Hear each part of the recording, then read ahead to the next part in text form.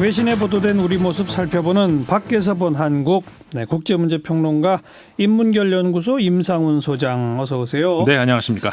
지소미아 종료 시한 이제 다음 주죠. 네. 또 한미 방위비 분담금 증액 협상 지금 한참 진행 중이고. 네. 미국 언론들 어떻게들 보도합니까? 반응이 많이 나오고 있습니다. 그러겠죠. 우리 언론에서도 보도가 됐었죠. 미국 합참의장이 그 국내 보도를 통해서도 말려진 11일이었죠. 일본으로 향하는 기내에서 한국을 미국과 일본으로부터 떨어뜨리는 것은 중국과 북한의 이익이다. 이런 말을 하면서 그 지소미아 종료에 반대한다는 입장을 밝혔고요.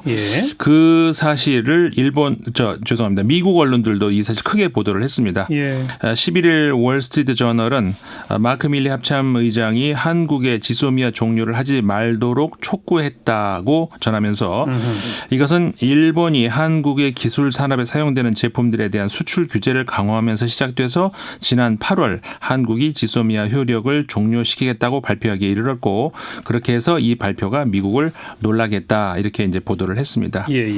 그리고 보이스 오브 아메리카 미국의 소리라고 하는 언론도 10일 보도에서 11월 23일 종료되는 한일 군사정보보호협정, 그리고 12월 31일 만료 예정인 한미 방위 분담금 협정, 이것을 두고 지금 한미 간의 입장 차이가 있고 이로 인해서 동맹 관계의 압박을 받고 있다, 이렇게 전했습니다. 네. 한미 간의 입장 차는 상황 인식에서도 나오는 것으로 이 언론이 보도를 했는데요. 스콧 스나이더 미국 외교협회의 그 한미 정책국장의 말을 인용을 해서 미국은 지소미아를 일본 이슈가 아니라 지역 안보의 이슈로 간주하는 반면에 한국은 지소미아를 일본과의 양자 관계의 맥락에서 접근하는 것처럼 보인다. 이렇게 말을 했다고 전하면서 양국, 그러니까 한국과 미국 양국의 시각 차이가 있음을 전하게 됐습니다. 그런 한미 양국 입장차, 이것만 그냥 보도합니까? 이 입장차가, 그러니까 인식차가 있다는 건 뭐 대부분 언론들이 그대로 인정을 하는데요. 근데 이런 차이에서 미국의 인식이 과연 적절한 어떤 인식인가? 이 문제와 관련해서는 좀 다양한 반응들이 나옵니다. 어떤 평가들이 나오나요? 특히 그 분담금 증액 문제, 이것은 현 정부 관계자, 그러니까 현 미국 정부 관계자 외에 다른 미국 전문가 그룹 사이에서는요, 좀 무리다, 미국의 요구가, 그런 판단이 많은데요. 누가 봐도 그렇죠. 갑자기 5배 올리자는 게 그게 무슨 협상 카드입니까? 그러니까요. 그래서 이제 그거는 뭐 다른 뭐 이론의 여지가 없어 보입니다. 아까 소개해드렸던 그 미국의 소리, 보이스 오브 아메리카, 이 언론에 따르면은 오바마 행정부에서 미국 국가안전보장회의 대량 살상무기 조정관을 지냈던 게리 세모 전 조정관은 이 지소미아 이슈는 해결될 것이라고 예상을 하지만 이 방위비 분담금 증액 문제는 트럼프 대통령이 불합리한 증액을 요구하고 있기 때문에 해결되기가 어렵다고 말을 했다고 이 언론이 전했습니다. 그리고 브루스 베넷 랜드 연구소 수석 연구원도 국방비 예산 한계 때문에 한국 입장에서는 이 방위비 분담금 증액 문제, 이 요구를, 미국의 요구를 들어줄 수 없을 것이라고 예상한다고 이 언론은 전했습니다. 예산이 없어서 들어줄 수 없다? 그렇죠. 그러니까 특히 이 문제들에 대해서 한국 국민들의 반응, 여기에 미국 그 전문가들이 좀 민감해하고 있는 것 같습니다. 미국 정부는 지소미아와 한미 방위비 분담금 협상과 관련한 민감한 문제를 두고 잇따라 한국을 지금 방문을 하고 있는데, 그 미국의 소리는 그 데이비드 스틸웰 국무부 동아시아 태평양 담당 차관보가 한국을 방문해 왔다, 이 사실. 그다음에 제임스 디하트 미국 역시 국무부인데 그 방위비 분담 협상 대표도 이 문제에 대한 한국 국민 정서를 살피기 위해서 한국에 갔다, 이런 내용을 전하면서 한국 국민의 91%는 미군 주둔의 필요성을 인정을 하지만은 96%가 방위비 분담금 증액에 찬성하지 않고 있다, 이런 내용을 전하게 됐습니다. 그러니까 미국 전문가들이 보기에 일단 분담금 협상에서 미국 정부의 증액 요구는 불합리하다. 이게 일반적 평가다는 얘기죠? 그렇습니다. 그래서 이제 아까 소개해드렸던 그 브루스 베넷 연구원이 재미있는 얘기를 하는데, 한국의 제한된 국방비 그 안에서 그 많은 돈을 미국에 제공을 해야 된다면은, 그러면 선택을 해야 되는데 한국군 그럼 월급을 삭감하든가 운영 관리 비용을 삭감하든가 아니면 무기 구매 비용을 삭감을 해야 되는데 예. 과연 어떤 게 가능할까 물으면서 그러니까 한국이 미국 측과 협상을 할 때 미국이 원하는 그 분담금을 제공하는 대신에 그럼 뭐를 삭감해야 되는지 대안을 제시해달라 이렇게 미국 측에 요구를 하면은 재미있는 반응이 나올 것이다 이렇게 말을 하기도 했습니다. 네. 우리가 우리 경제 규모에 비해서 다른 나라에 비하면은 국방비를 많이 쓰고 있거든요. 네. 그 중에 또 미국 무기를 구매하는 데 있어서도 우리가 굉장히 앞서 있어요. 네. 앞순위예요. 그렇죠. 미국 무기 그럼 앞으로 사지 말까요? 일절? 그러니까 그 요구를 지금 우리가 다시 해보면 어떨까? 그러니까 말이에요. 그런 얘기를 하고 있죠. 지소미아 경우는 미국 전문가들은 어떻게 보고 있어요? 적어도 미국 언론에서 소개되고 있는 대부분의 미국 전문가들은 한국이 지소미아를 종료하지 말아야 된다는 인식을 하고 있습니다. 미국 입장에서는 그렇겠죠. 네. 예. 그러면 미국이 왜 한일 지소미아를 유지해야 된다고 보는가? 이 문제에 대한 미국 전문가 그룹의 설득력 여기에는 좀 의문점이 가끔 가는 게 있는데요. 일단 마크 밀리 합참 의장이 지소미아를 종료하게 되면은 북한과 중국에 유리하다 이렇게 설명을 한 것.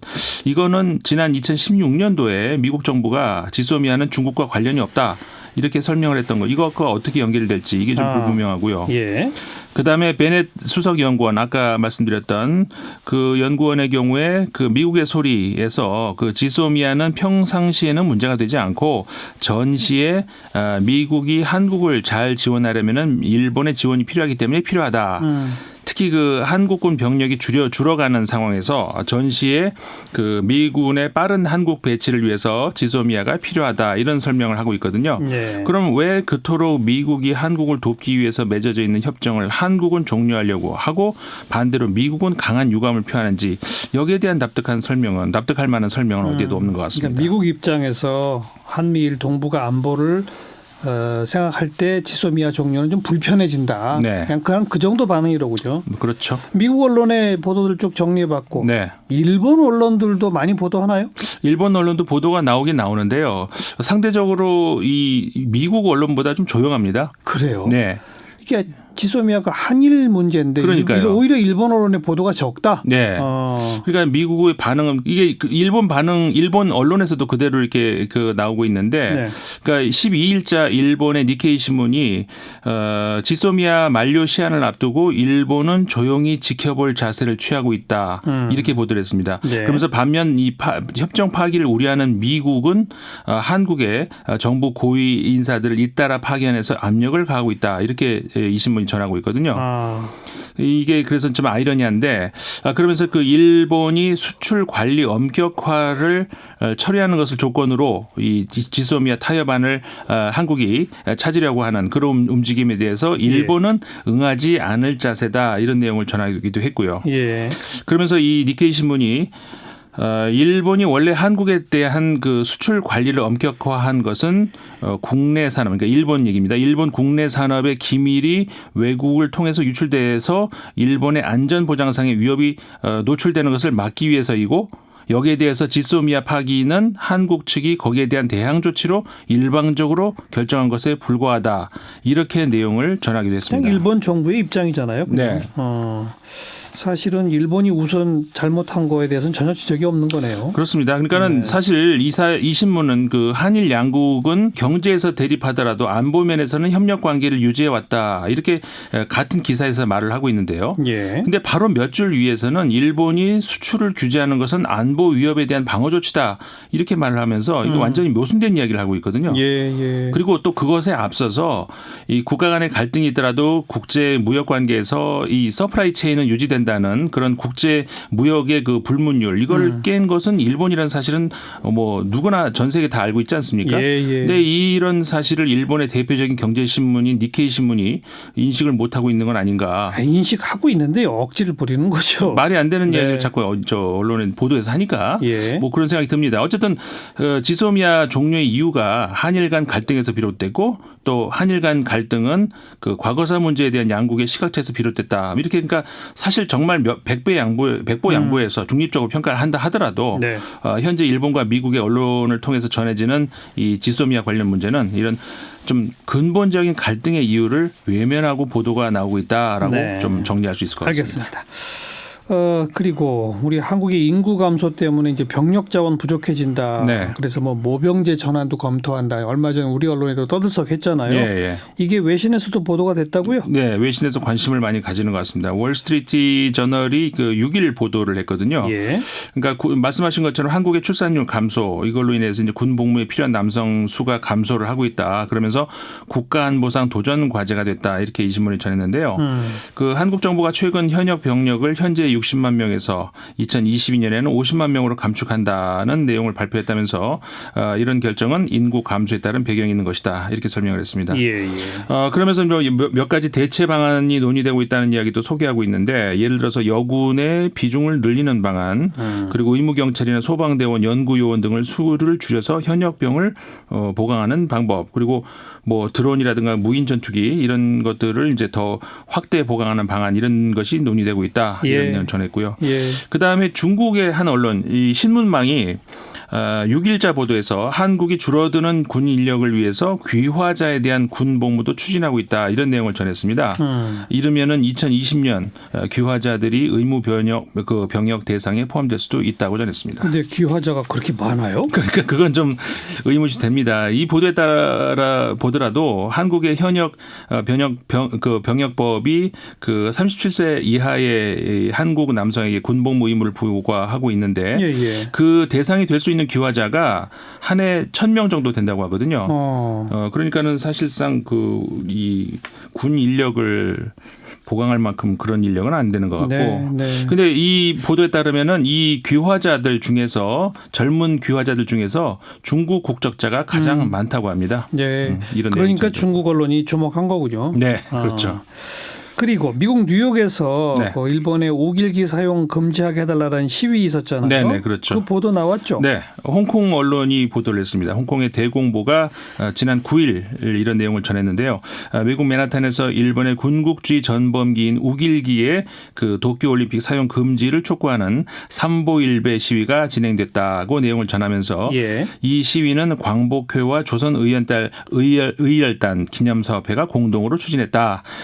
그리고 이들 시위 단체는 앞으로도 런던, 암스테르담, 상하이에서도 삼보일배 시위를 이어나갈 예정이라고 전했습니다. 일본도 이 관련 보도 했나요?